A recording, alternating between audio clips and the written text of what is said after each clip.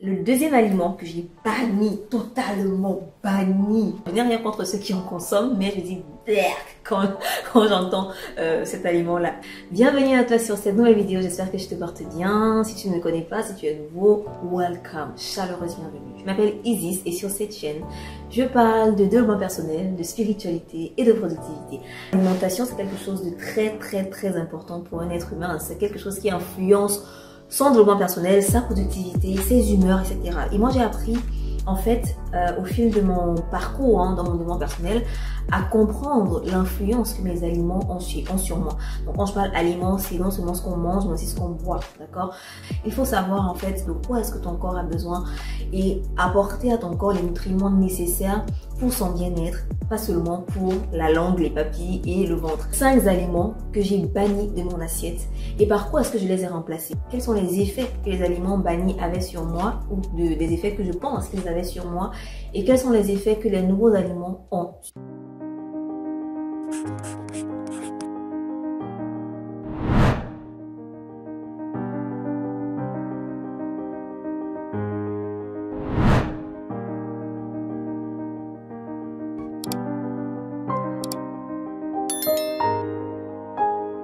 Quand tu veux bannir un aliment de ton assiette, essaie de le remplacer par quelque chose. On ne supprime pas une habitude, on remplace l'habitude. Donc si tu veux supprimer un aliment de ton assiette, il faudra trouver un substitut, un remplaçant à cet aliment-là. Sinon, ton cerveau sera toujours en train de t'emmener vers cet aliment-là, à essayer de trouver en fait toutes les raisons pour lesquelles tu devrais rentrer vers cet aliment-là, et c'est comme ça que tu seras pris au piège et tu ne pourras pas changer ton alimentation.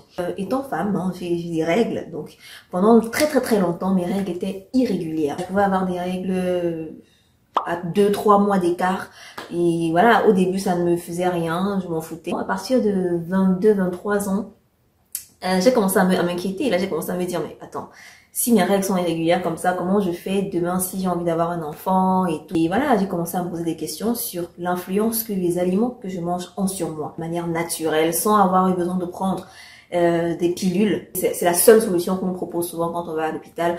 On te balance une pilule au visage, on dit vas-y, prends ça et c'est bon. Donc moi, j'avais pas pris la pilule et je ferai une histoire dessus. Si vous voulez que j'en fasse une, dites-moi dans les commentaires. Alors, le premier aliment que j'ai banni de mon assiette, c'est l'eau du robinet. Si tu bois l'eau du robinet, surtout si tu es dans un pays occidental, des pays où l'eau du robinet est plein de calcaire, tu ne fais pas du tout du bien à ta santé. Aujourd'hui, l'eau du robinet est une eau morte.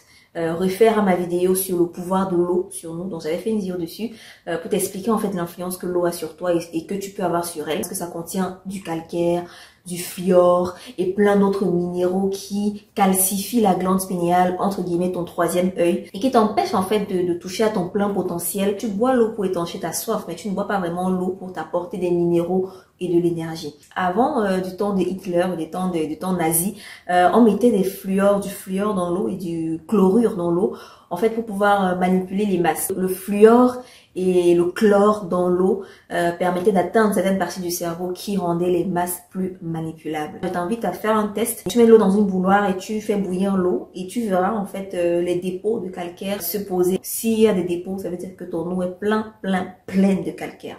Et par quoi est-ce que je l'ai remplacé? Pour le moment, je bois l'eau que j'achète au supermarché et je choisis mon eau en fonction des ingrédients qu'il y a dedans, en fonction des taux de minéraux qu'il y a dedans. Je ne prends jamais une eau dans laquelle je vais voir fluor ou chlore. Au contraire, je prends des eaux dans lesquelles je vais voir du calcium, du magnésium en majorité. Et pas de fluor, pas ni de chlore. Ok. Donc, si tu veux choisir ton eau, fais attention à ces deux choses-là. Le deuxième aliment que j'ai banni, totalement banni. Je n'ai rien contre ceux qui en consomment, mais je dis quand j'entends cet aliment-là, c'est le lait de vache. Et comme je vous parlais tout à l'heure des hormones et des règles et tout, le lait de vache était un des ingrédients qui me faisait avoir des déséquilibres hormonaux. C'est le lait d'un être vivant qui a des hormones, qui reçoit des injections, parce qu'il faut bien que la vache produise du lait. Souvent, ils reçoivent des antibiotiques, ces antibiotiques qui contiennent des hormones, et ensuite on va extraire le lait qui est destiné au bébé de la vache, et c'est nous les êtres humains qui allons voir cela. Pourquoi? C'est tellement incohérent, c'est l'une des plus grosses arnaques alimentaires du siècle. Aujourd'hui, le lait de vache pour moi est remplacé par le lait de noisette, par le lait à base de plantes. Donc ça va être le lait de noisette, le lait d'amande, le lait de coco. Il y a plein de types de lait. Le lait de riz, le lait de soja. Aujourd'hui, même si vous êtes dans n'importe quel pays du monde et que vous ne pouvez pas avoir le lait de noisette ou le lait d'amande ou le lait de quoi, achetez au moins du soja. C'est ce que je faisais avant. Je prenais du soja, je faisais griller ce soja-là, des graines de soja. Je fais griller ces graines de soja. Ensuite, tu écrases ces graines de soja là, ça devient vraiment en poudre. Hein. Tu peux même tamiser pour avoir vraiment la poudre très fine là. Et tu le prends comme un lait que tu verses dans ta tasse avec de l'eau tiède et tu bois. Très très très nourrissant. Moi, je prends pas le lait de soja parce que je trouve que le soja crée un déséquilibre hormonal. Au contraire, je préfère le lait de noisette parce que les noisettes sont très recommandées pour les femmes qui ont des problèmes de cycle irrégulier ou qui ont des déséquilibres hormonaux, qui veulent, voilà. En plus, c'est plein de protéines, de lipides. C'était juste top. J'adore. En plus, c'est très bon dans la bouche. Troisième aliment que j'ai banni de mon assiette, c'est tout simplement le cube, ce qu'on met dans les plats pour les assaisonner, pour donner du goût et tout. Et moi, j'ai appris que le cube, en fait, c'était très très très mauvais. Ça contient des conservateurs, ça contient des œufs, beaucoup de produits qui n'aident pas, tout simplement. Au lieu de faire les plats avec du cube, je fais avec du sel. Et beaucoup de gens vont se dire peut-être, comment tu fais pour faire la cuisine sans cube? Juste du sel, c'est bizarre. Et tout. Moi, je te dis, mais sérieux, si tu sais bien faire la cuisine, que tu aies du cube ou pas, ce sera comme ça.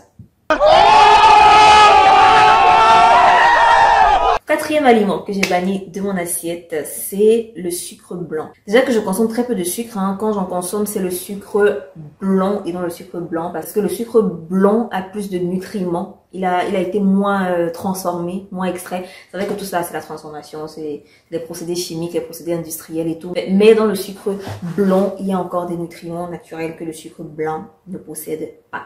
Le dernier aliment que j'ai supprimé de mon alimentation, ce sont les boissons gazeuses. Les boissons gazeuses, entre guillemets, fruitées. Sachez que quand vous achetez des jus gazeux au pamplemousse, à l'ananas, à l'orange et tout ça, ne contient jamais du pamplemousse, de l'ananas ou vraiment du fruit, quoi. C'est juste des arômes, c'est juste du parfum qu'on met dedans avec du gaz.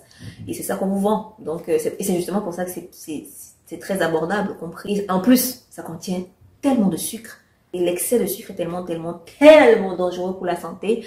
Donc, je les ai remplacés par des boissons naturelles. Mais je vous recommande toujours de prendre le fruit directement, hein, si tu peux prendre le fruit directement. Mais si tu n'as pas une centrifugeuse chez toi ou tu n'as pas envie de te casser la tête à faire des fruits, des jus de fruits et tout, achète-toi un jus de fruits au supermarché, un jus de fruits bio. Ok, je précise bio, bien bio, qui contient vraiment de fruits et pas de conservateurs, sans arôme artificiel.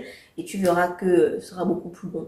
Un petit bonus avant de terminer cette vidéo, c'est faire attention à ne pas consommer des aliments qui ont été emballés pendant très longtemps dans du plastique. Aujourd'hui, il y a du plastique à plus de 0,5% dans le sang des êtres humains parce qu'aujourd'hui, il y a tellement d'aliments qui sont conservés dans du plastique et souvent qui subissent même des températures élevées. La chaleur fait que les éléments chimiques de ce plastique-là se retrouvent dans ton aliment. Donc, tu vas acheter un sachet de yaourt emballé dans du plastique qui a été chauffé pendant des heures au soleil pour venir dans ton pays ou dans ton supermarché. Tu achètes ça et tu crois que tu bois du yaourt qui va te revigorer. Pourtant, tu bois aussi du plastique qui va s'ingérer dans ton sang et qui, à long terme, va te procurer des maladies comme du cancer, comme des AVC, etc. Privilégie vraiment le verre ou du papier ou du carton ou des trucs recyclables. Donc, c'était mon petit bonus. J'espère que cette vidéo vous a plu. Si vous voulez plus de ce type de vidéo un peu lifestyle, style de vie, n'hésitez pas à me le dire dans les commentaires. Comme ça, je ferai un peu plus de vidéos à ce sujet. J'ai vraiment envie de changer mon style de vie. Je suis vraiment dans ce processus-là d'avoir un style de vie naturel, un style de vie bio, pas trop extrême. Je veux pas devenir végétarienne ou végétalienne voilà, mais quand même avoir un style de vie qui me fait être bien dans ma peau sans avoir besoin de trop consommer, sans avoir besoin de produits chimiques. Avoir un style de vie en fait en accord avec la nature, parce que je pense sincèrement que la nature nous a tout donné. Elle a tout donné, elle a tout fait pour que nous ayons tout ce dont nous avons besoin pour avoir une bonne santé au naturel. Sans pour autant devenir naturopathe, bien sûr, mais quand même j'admire les naturopathes. Hein. Je pense que c'est un très bon style de vie. Mais quand même, ça demande beaucoup de sacrifices que je suis pas encore prête à faire. Si vous avez aimé, mettez un like et partagez-la. Ok, si vous n'êtes pas encore abonné, abonnez-vous. Et dites-moi dans les commentaires ce que vous avez pensé de la vidéo. Est-ce qu'il y a des aliments que vous avez bannis de votre assiette aussi, que je n'ai pas mentionné dans cette vidéo? Dites-moi dans les commentaires. Donc, feel free et à bientôt pour une autre vidéo.